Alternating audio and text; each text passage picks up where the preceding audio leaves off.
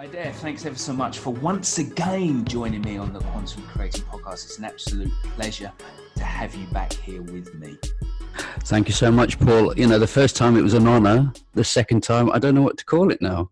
Like double honor. Let's call it inevitable, shall we? Yeah, I mean, I blame the laugh, actually. I think it's a sort of infectious laugh. Laugh is great. And, you know, that's something that just breaks down a lot of barriers and breaks down a lot of tension. And, you know, that's what I like to do, break the tension down. Yeah, for sure. And I totally agree to you. So that leads me to a really interesting, well, I think a really interesting question to ask you. In your humble opinion, my friend, why do people no longer laugh as much? Well, probably that word humble is there. So I think people are too sort of worked up in their own kind of seriousness and professional role, whether it's work, family, or personal. You know, they just take it too seriously. And, you know, once you take things seriously, you know, the ego takes over. And then they lose that special element of humbleness. And I remember hearing I think it was Mike Tyson. He said that life, you know, you're forced to be humble. That's what life does to you. It sort of makes you fucking humble. And I find that, you know, the real special people in life, you know, the gurus, the prophets, the masters, you know, they're as humble as fuck. And, you know, and I've sat with some really, really influential people.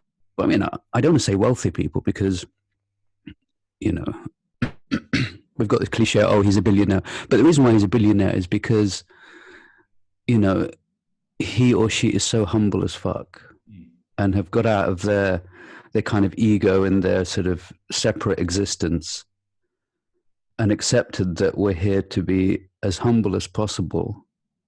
And that's how you get stuff done. And I'm sure, you know, when you've kind of gone out of your ego and out of your head and into just the fact that we're part of this whole amazing world.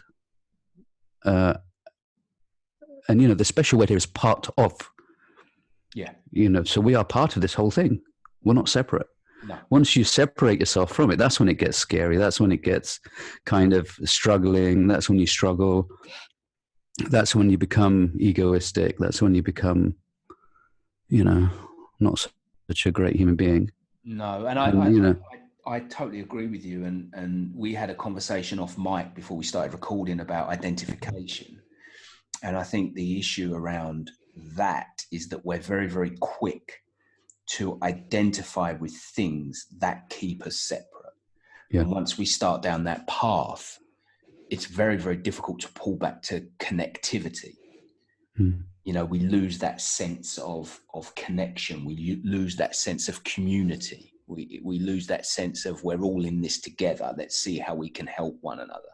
Yeah, yeah. And, you know, you can use simple things just by looking. I mean, you know, you sort of talk about observing, and just the fact that you observe things around you allows you to be part of that thing.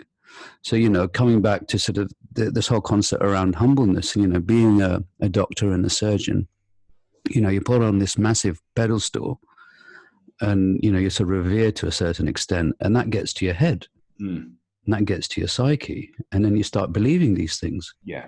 And when you start believing these things, that's the end of you, really. Right. And what I found was that I was my most humble self when I was doing, you know, the really difficult work in Iraq, doing the charity work, because it really humbled you. You know, there was no labels there. You know, people were in need, and you had to just go out there and you know, do what was needed.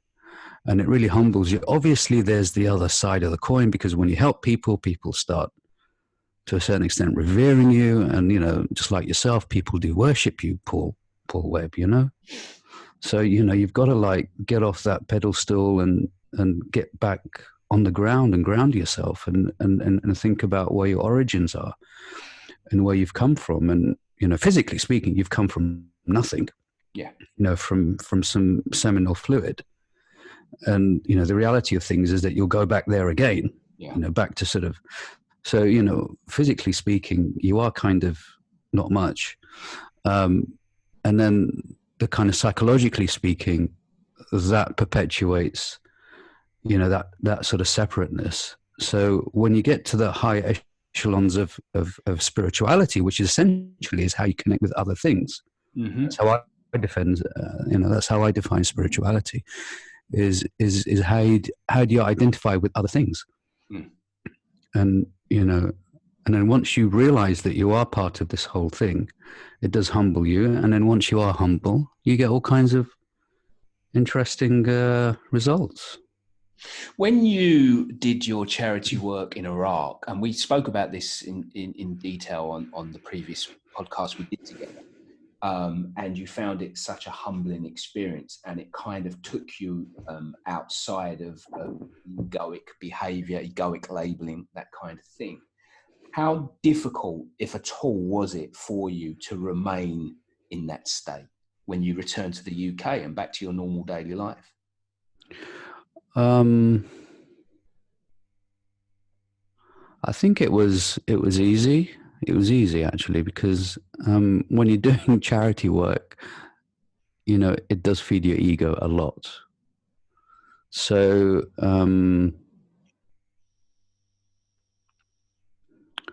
kind of not being famous is good. Whereas when I was in Iraq, I was kind of famous for doing this work. So I actually had a big ego trip, I think. Right. And I kind of realized that, and I didn't enjoy it. And, it's difficult. It's difficult to fight that ego. Yeah. And a lot of people fight it. And what I've realized is that you can't fight it. You've just got to kind of find a happy medium between you and your ego, where you're both functioning reasonably well, and you're both productive, because you need that, to sort of create that identity in yourself, because we do live in a physical world, and we are separated. So you need to have a separate identity, and that's where the ego comes in. But no, I mean, I found it really difficult, having all that attention. I wasn't prepared, I think, to sort of get all that attention. Right. I think if I go back now, I'm a bit more mature, and I would, always have that, the H word, that sort of humble word there, just to make sure that I'm grounded, and just to know that, I am part of the system. I'm not anything above it or below it. So, you are sort of, part of the ocean, and the ocean is part of you. And, for that's not what the ego wants to hear. Of course. That's not what the ego wants. To drive the ship, right? Yeah. I mean, so I think if I go back, I would be better. But then obviously new challenges will come along, because you have new insights, new perspectives, new ideas. And, I think it's like a spiral, isn't it? You sort of come back to the same lessons, but at different levels. Yeah, for sure. And you just try and do the best you can. But I think, having that humility is so important. And, it's a great sort of godsend for learning how to navigate this wonderful journey of life. Yeah, I agree. You mentioned two very important words there, I think: humility and humbleness. Do these form kind of a checklist for you to keep ego in check? Yeah, I mean, one of my main mentors that I always sort of look back towards was my dad's uncle. So he was a political figure. He was one of the main opposition leaders to Saddam Hussein, and he was assassinated in 1987 in Sudan by Saddam's assassins. And my dad was with him because he was his personal assistant, and he got shot. I mean, my dad got shot, but he survived. My dad's uncle didn't. And the thing that stuck in my head whenever I met him, I mean, he was a major league political figure. Mm-hmm. He was just so humble. It was amazing. And I was what? How old was I at the time? I was about 12, 13 at the time. And he would come down to my level, physically, psychologically, and spiritually. Yeah. And, so he would sort of kneel down, you know, and we'd have my kind of conversation. Right. And so that really stuck with me. And I thought, wow, this is someone who, you know, who's on the stage, and he has millions of devout followers, and yet he'd come down to my level. And, you know, that really impressed on me the importance of humility and just being humble. And at the same time, when he was on the stage and he was performing, he was like a roaring lion, you know. So with the oppressor, he'd fuck them up. You know, he'd fucking rip them apart because that's what they deserve. Right. And with someone lowly like me, he'd come down to my level. And I think that's really important, to have these sort of, you know, sort of different qualities, that you can be as courageous as a roaring lion and as gentle as a young butterfly. So, you know, that really impressed on me the need to have these sort of different personalities and characteristics, and which is why I like to watch movies, because it's fascinating how these actors can just sort of do all these different roles. I mean, there's a certain flavor for each person, and I think it's important to know what your flavor is. Yeah. And you know, that takes time. And, you know, that's the beauty of life, is that everything takes time. It does. You know, nothing happens overnight. No. And if it does, you're in big trouble. Usually, in my experience, yeah, it's like big high means big low. So, but I think, you know, I remember, you know, there was another podcast host, and, you know, they said this thing that if you're not patient, you have no trust. So, you know, you got to have patience, which means that you have trust. And, you know, trusting is a big thing. And, you know, if you have that humility and humbleness, that means you have that trust. Yeah.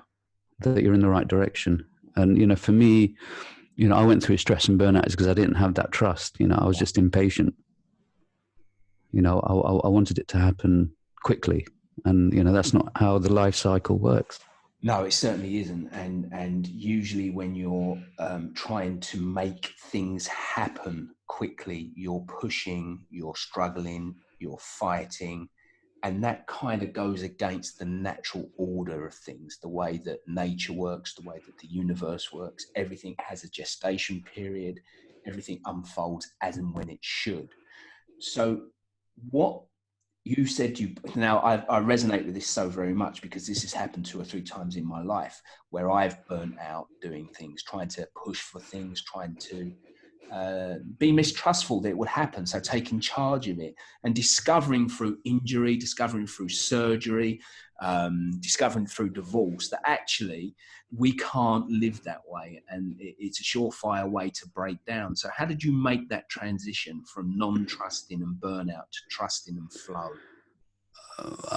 I guess it's by accident and just by looking at the scars and learning the lessons. And I think, you know, one thing that I tell my family, and, you know, my son's nearly 18, is essentially trial and error.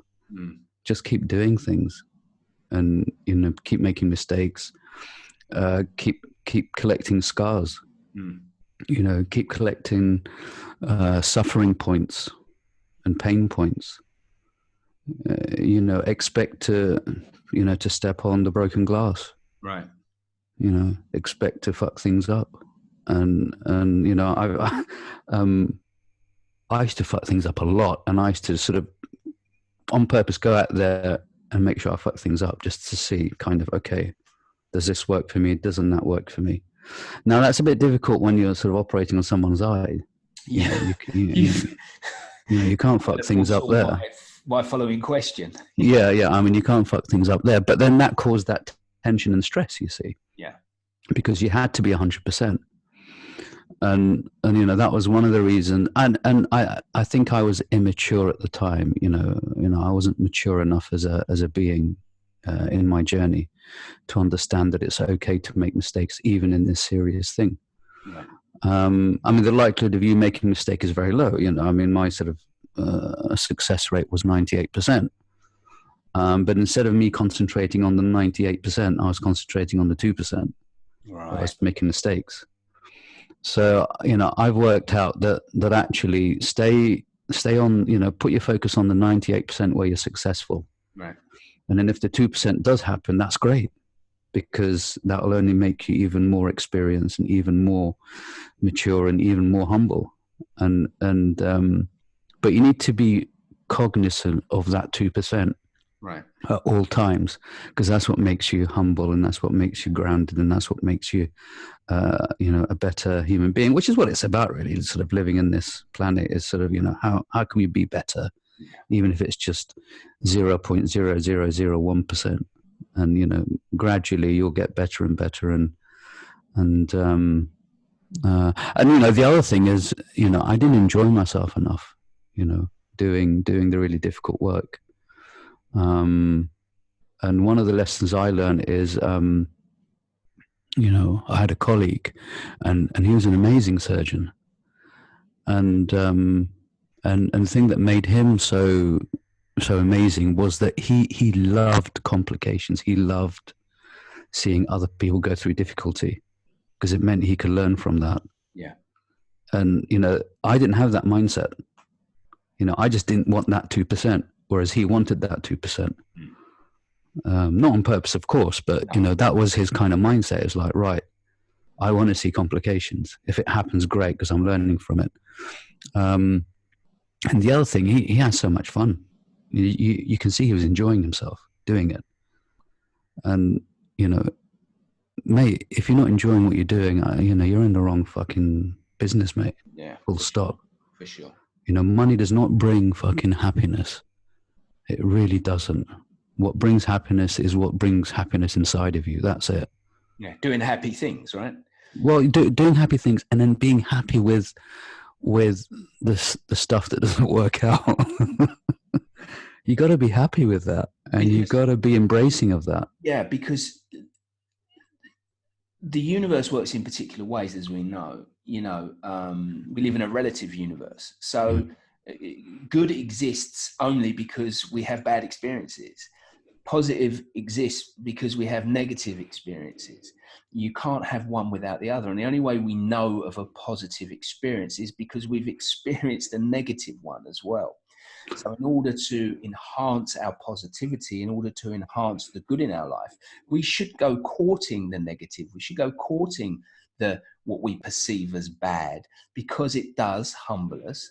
It does allow us to learn, and it does allow us to grow into a much more connected, much more loving human being. Also, because it's relative, what you perceive as positive is actually negative, and what you perceive as negative is actually positive. So, it does get a bit confusing sometimes. It does.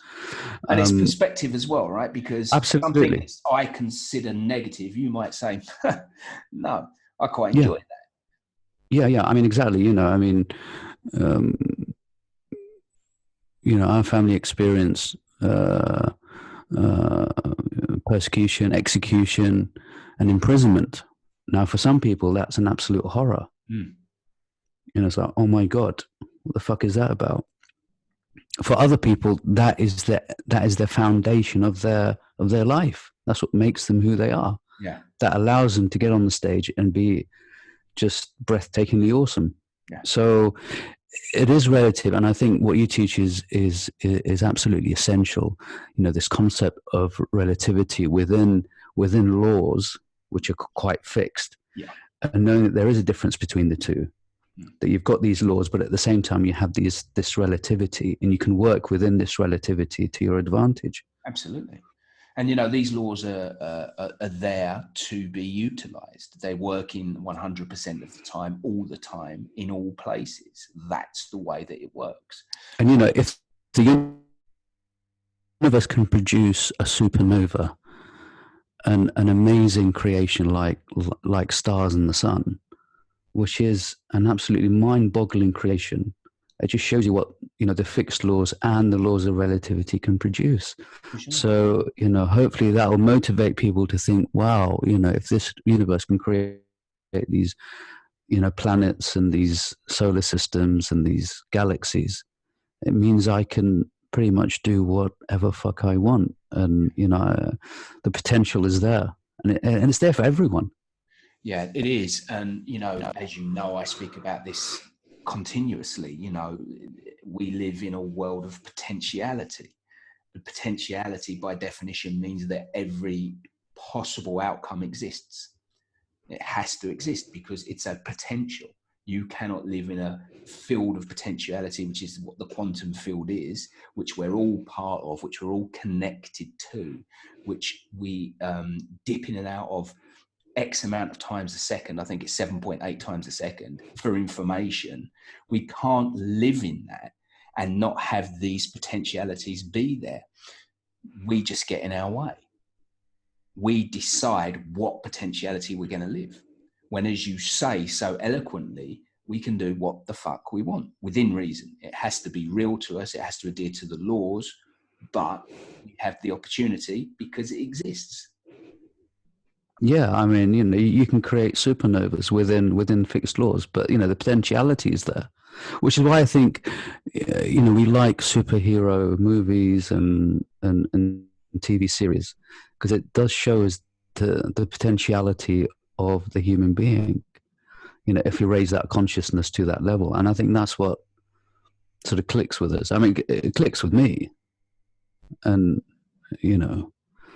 That's what I tell the wife every day anyway, but she still doesn't believe me. Yeah, you might want to lose the cape, Haidar, you know what I mean? It's, Oh yeah, so that's capes tend to get sucked into jet engines. yeah, particularly her jet engine. I think she's asleep upstairs. No, she's a superhero as well, superwoman. To live with me, that's for sure. It's interesting. I did a podcast with a chap called AJ Mirzad, and he's a keynote speaker. He's an entrepreneur. Yeah. A lovely guy, and he's built this coaching business around this concept of uncovering and living your superpower. Yeah. So he has this idea, this philosophy, that we all have untapped superpowers. Yeah. We're not talking about the ability to fly, the ability to spin webs and crawl up walls or anything like that.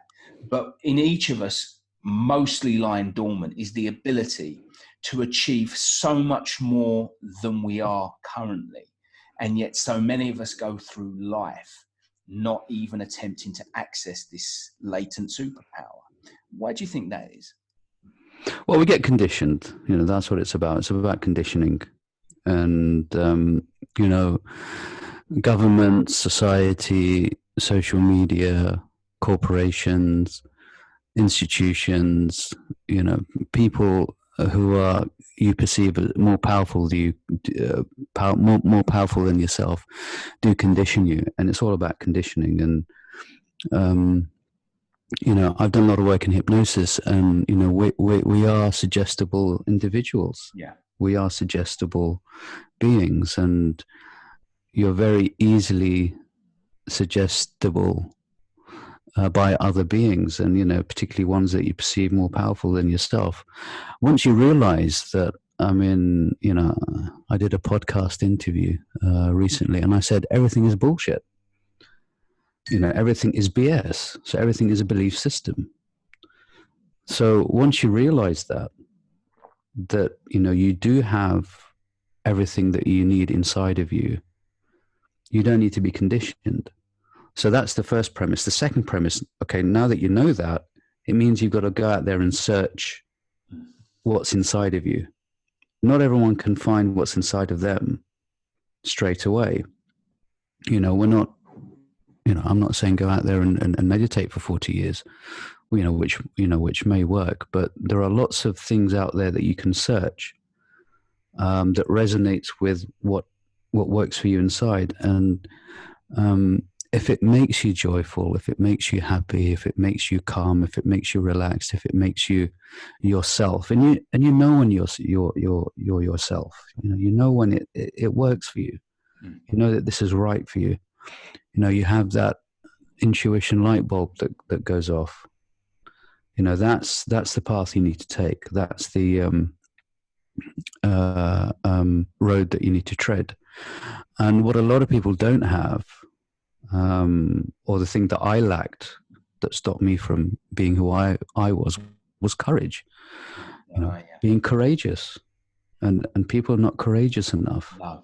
So the two kind of values that I stick with, and I'm a sort of value-based person, is essentially two things. It's courage and truth. And I think if more people delve into this value of courage, personal courage, internal courage, and personal internal truth, I think that'll open a lot of doors for people. And it won't resonate with the conditioning bodies around you, no. Whether that's society or institutions or family or partners or whatever. But then you've got to live your life, because you only get one bat at this. Yeah. And you only get one chance. And but courage is such a massive thing, and that's something that I learned, and that's what allowed me to to leave my cushy job here in the NHS and work in a war zone, because I knew that was the right thing for me at the time. And then when I was there and I was doing the job, then I had another calling, and it said to me, "This isn't right for you anymore." So I had to have the courage to step away from that, and that's what I did.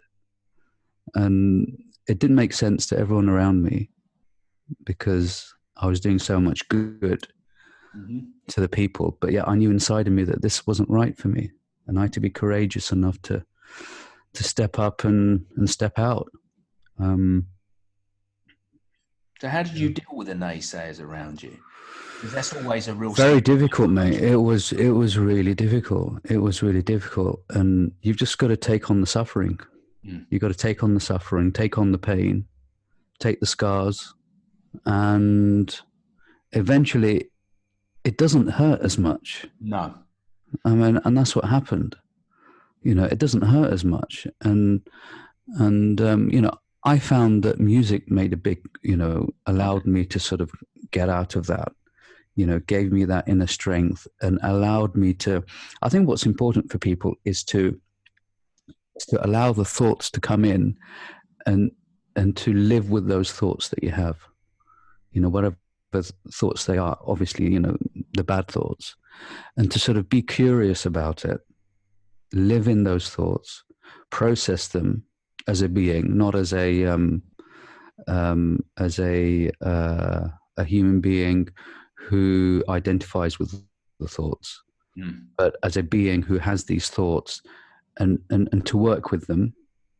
And eventually you'll find that actually, it's just like another cloud that sort of goes by. Okay, it's raining, you get wet, you get cold, you may get a flu or runny nose. But then eventually that cloud disappears, you get through it, and then the sun comes out. And, something that you teach all the time is you just observe it, and it's there, and it goes. So you can't be afraid of these difficult times. No. And you've just got to lean into the pain and lean into the suffering and go through it. And when you come out the other side, you'll understand. So I'll send you some hate mail that I got recently, and it's. Before I used to really get upset about it. Now it's great. I love it. It really motivates me. Not motivates me to sort of go out there and do anything nasty, but I just laugh at it now. And I was very sensitive. I was a very sensitive being. People laugh at me. I used to get very sensitive. Now I don't give a shit. So what changed then? Time, mate. Time. You've just got to keep at it, just have lots of scars. I think scars is a good thing. It's like, you've got a tattoo there. That will mean different things to you as time goes on. Yeah, for sure. And that's essentially a scar that you put on yourself. Isn't it Rumi that said scars what let the light in or something like that? Yeah, I mean, you've got to break yourself to let the light in. Nothing's going to get in if you're not broken. And it's not what people want to hear. No. people want to hear all this positivity and all this sort of, you know, all that Instagram filter, iPhone filter stuff. And I really feel for these people because, you know, they're setting themselves up for a big crash. And I just hope. Interesting. I coach quite a few people who have, let's use the word, not had the result that they thought they were going to get with other coaches because they were promised whatever, and that it was going to be an easy journey and that the pain was going to stop and that they wouldn't suffer anymore. And that's not an ideal representation of growth. Growth is painful, you know. Growth happens. It's a natural recourse of the universe. We grow, but we also disintegrate as well. You know, there's no staying still. We're either pushing for growth or we're being pulled back into disintegration. And that growth can be painful. You know, when seeds burst forth through the ground, they have to struggle to do it. Yeah. It's never easy. No, I mean, you know, everything in life, you know, I mean, you know, we go back to what the sages say, you know, life is suffering and, you know, that's for expansion and compression. You know, it's exactly the same thing. And, you know, people do need to unplug from this go, successful, money, likes, guys, that's not what reality is. But reality is that potentiality, but with it comes a lot of pain and suffering. It's sounding very cathartic today, isn't it? It is, and I use exercise and training as a great metaphor. Yeah. You know, if you want to build biceps, you have to put stress and strain through them, or they don't adapt. There's no adaptation. That's how the human physicality, this of us works, right? Yeah. And mentally, we need stress and strain to grow mentally, to build new synapses, to create new neural pathways, to love. You know, we need your heart broken a couple of times to know how to love unconditionally. You know, spirituality, you need to have a journey of self that includes suffering and pain in order to transcend and become awakened and raise consciousness. There's a commonality between all that. That there's a point in all of those areas of our lives where we draw the line in the sand. We say no more suffering. We grow, right? But you have to have that suffering first. Suffering is ubiquitous, and what I try and impress on people is, you know, let's have some fun and some laughter while we suffer. I think that's a good thing. Yeah, and I think we can have fun while we're. Of course we can. Yeah. I mean, definitely. You know, the stories that my father-in-law used to give us. You know, he was imprisoned and tortured because of his belief system. You know, okay, they were sort of electrocuted sort of one afternoon, and then sort of in the evening, you know, they'll be having joking, talking about, you know, how many toes were electrocuted. So it's like, even in the most dire of situations, you can always find a way of sort of finding, you know, the light heart side of things, and that's very powerful. You know, that's why films like Schindler's List and Shawshank Redemption, you know, where people are suffering horrendously, you know, is such a powerful way for change and positivity. Yeah.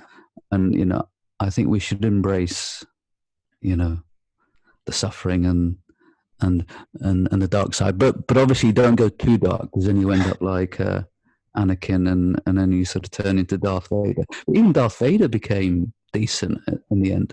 Yeah, he did, and I think that in Return of the Jedi, you see him battling with that all the way through that movie. I mean, he was battling through the whole time. Yeah, and I think, you know, he went a bit too over to the dark side, and that has its massive consequences. And eventually, he sort of found the right medium. But it's just such a powerful message, and it's just so transformative. You know, the dark side is actually a very transformative force.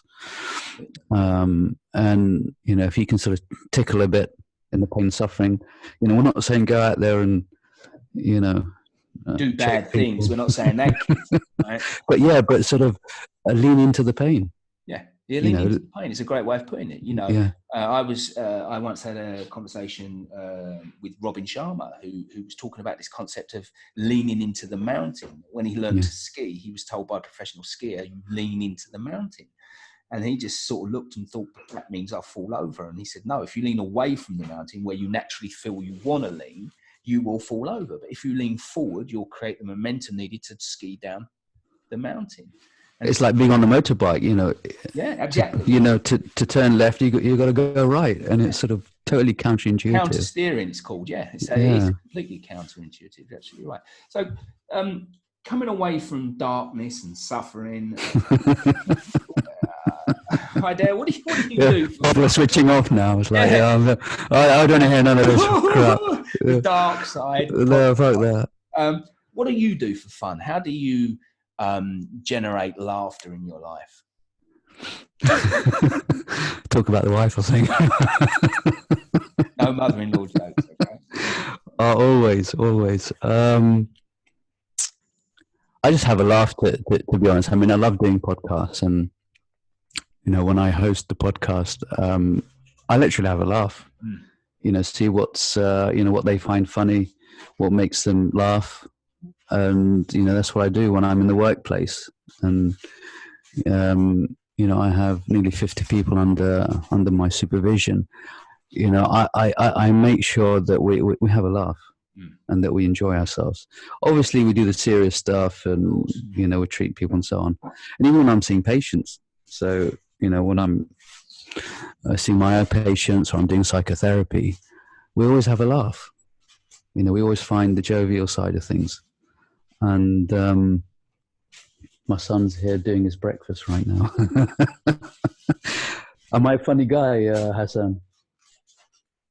Yeah, he's put thumbs up. So yeah, just no, you're not. Yeah, he just put a thumbs up because you know, the thing about comedy and laughter is that you've got to make fun of something. And sometimes you make fun of people and they don't like it. No. That's something that I've learned.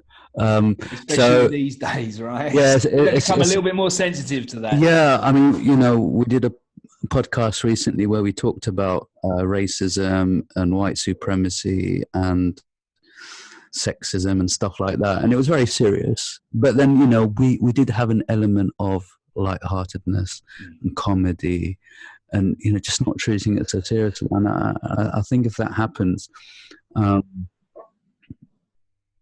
it just makes life that much more interesting and more enjoyable. I think so. And, you know, as you said earlier, you know, we don't get out of this where, you know, we all return to whence we came. Well, yeah, maybe we shouldn't take it so damn seriously. Mate, there's no ship coming along to sort of take us away somewhere, I don't think. So, you know, why not have some fun about it? And if I can do it, and I'm a super serious guy, supposedly, you know, anyone can do it. I even look serious when you look at me. I look like a fucking serious, constipated man. Well, this is true. You hide it very well. What's 2020 hold for you? What's on the horizon? That's a really interesting question. I don't really think about these things, to be honest. I live just by the day and by the moment. So, I'm kind of put it another way. Then. I'm kind of one of these individuals who do get attached to outcome. Right. Okay. So when I do like a target, say in 6 months I want to do this, and I don't get that, I get quite attached to that, and you know, it does put me down, and that's, you know, through my trial and error of 45 years on this planet. So I found that when I do live in the moment and stay in the moment and just stay present, things kind of work out okay. Okay. I mean, there's one thing that I do, and that is, you know, I make sure that I do one thing that makes my life easier every day. Well, interesting. Okay. You know, so whether it's, you know, whatever that needs my total focus. Yeah. So, you know, whether it's board meeting or a report, or the boring stuff. Yeah. Which I find boring. I tend to get that out of the way first thing in the morning. Okay. Once that's done, the serious stuff is done. The rest is just spontaneous. Whatever happens, I'll stay in the moment and be myself and have a good time. And it tends to work out okay, because then I'm not living in the future or the past. I just stay here. That's all we've got, my friend. Well, I mean, that's all we've got. So, whatever happens in 2020 is great, because I'm staying in the moment, and that's what counts. And that is a boom lesson. Yeah. Well, look, I want to thank you once again for joining me for the second time. I never tire of our conversations, and they go in some amazingly incredible directions, and are always worthwhile having. So thank you very much for that. Well, Paul, you do amazing work, and I think not enough people appreciate the amazing work that you do. And I think 2020 for you is going to be amazing. And all I can say is keep going, mate, because it's awesome. I mean, I watch your daily videos, and I think it's absolutely awesome. And you get really, really deep into this amazing world, and cane it, mate. That's all I'm saying. Yeah, well, I have no intention of stopping, my friend. So that's very good. Thank you so much for your words. I mean, a lot coming from you, to be fair. Well, thank you so much. I mean, it's the truth, I do gloss up a few individuals, but that's just sarcastic comments. People don't know the difference, apparently, which is great. Particularly when you text them. Yeah. That sort of thumb. I mean, that's what I give my boss all the time, sort of a thumb up sign. Yes, yes. But I really hate his guts. But anyway. We only put your thumbs up once today, so that's pretty good. We're doing well. We're doing pretty well. In his up his arse, mate. I mean, that's where the thumb needs to go. The thumb needs to go up. Okay, my friend. Thank you very, very much. Thank you, sir.